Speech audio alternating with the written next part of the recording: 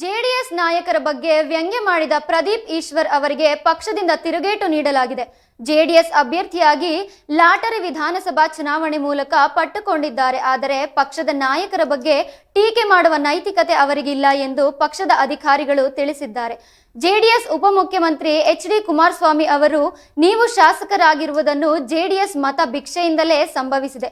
ನಿಮ್ಮ ಬೆನ್ನಿಗೆ ಚೂರಿ ಹಾಕುವುದಾಗಿದ್ದರೆ ನಾವು ನಿಮಗೆ ಉಪಮುಖ್ಯಮಂತ್ರಿ ಸ್ಥಾನ ನೀಡುತ್ತಿಲ್ಲ ಎಂದು ನೇರ ಟಾಂಗ್ ನೀಡಿದ್ದಾರೆ.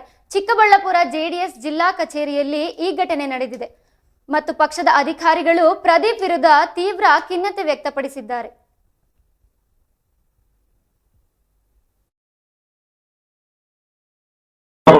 ಕ್ಷೇತ್ರದ ಶಾಸಕರಾದಂತಹ ಪ್ರದೀಪ್ ಈಶ್ವರ್ ಅವರು ರಾಜಮಟ್ಟದ ನಾಯಕರ ಬಗ್ಗೆ ಮಾತಾಡಿದ್ರೆ ನಾನು ರಾಜಮಟ್ಟಕ್ಕೆ ಹೋಗ್ತೀನಿ ಅಂತ ತುಂಬಾ ಪಾಪ ಆತುರದಿಂದ ಮಾತಾಡ್ತಾ ಇದ್ದಾರೆ.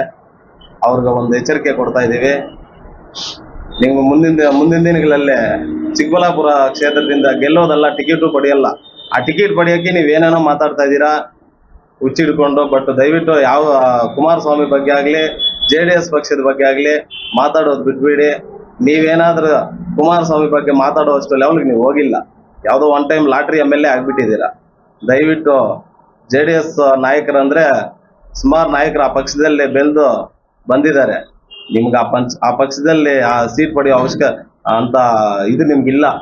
ಪ್ರಮುಖ ನಾಯಕರು ಕುಮಾರಸ್ವಾಮಿ ಅವರ ಬಗ್ಗೆ ಗೌರವಾನ್ವಿತ ಚಿಕ್ಕಬಳ್ಳಾಪುರದ ಶಾಸಕರು ಬಹಳ ವ್ಯಂಗ್ಯವಾಗಿ, ಆ ವಿಡಿಯೋವನ್ನು ತಮಗೆ ಪ್ಲೇ ಮಾಡಿಸ್ತೀನಿ, ಬಹಳ ವ್ಯಂಗ್ಯವಾಗಿ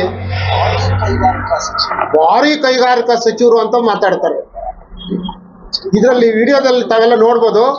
ವ್ಯಂಗ್ಯವಾಗಿ ಒಬ್ಬ 2 ಸಲ ಮುಖ್ಯಮಂತ್ರಿ ಆಗಿರ್ತಕ್ಕಂಥ ಒಬ್ಬ ರೈತ ನಾಯಕನನ್ನ, ಕುಮಾರಸ್ವಾಮಿ ಅವರನ್ನ ದೇವೇಗೌಡ ಸಾಹೇಬರು ಪ್ಲೇ ನೋಡ್ಬೋದು. ಬಹಳ ವ್ಯಂಗ್ಯವಾಗಿ ಮಾತಾಡ್ತಾರೆ. ಈ ರಾಜ್ಯದ ಕಣ್ಮಣಿ ರೈತರ ಪರವಾಗಿ ಆಡಳಿತ ನಡೆಸಿದಂಥ, ಸಾರಾಯಿ ನಿಷೇಧ ಮಾಡಿದಂಥ, ಚಿಕ್ಕಬಳ್ಳಾಪುರ ಜಿಲ್ಲೆಯನ್ನು ಮಾಡಿದಂಥ, ಲಾಟ್ರಿಯನ್ನು ನಿಷೇಧ ಮಾಡಿದಂಥ, ರೈತರ ಸಾಲವನ್ನ ಮನ್ನಾ ಮಾಡಿದಂಥ, ರೈತರ ಬಗ್ಗೆ ಕಾಳಜಿ ಇರ್ತಕ್ಕಂಥ ಕುಮಾರಸ್ವಾಮಿ ಅಂದ್ರೇನೆ ರೈತರು ಅಂತ ಇಡೀ ರಾಜ್ಯಕ್ಕೆ ಗೊತ್ತಿದೆ, ಇಡೀ ದೇಶಕ್ಕೆ ಗೊತ್ತಿದೆ. ಅಂತಹ ಮಹಾನ್ ರಾಜ್ಯದ ಮಾಜಿ ಮುಖ್ಯಮಂತ್ರಿಗಳನ್ನ ವ್ಯಂಗ್ಯವಾಗಿ ಮಾತಾಡ್ತಕ್ಕಂಥದ್ದು ಸಮಂಜಸ ಅಲ್ಲ.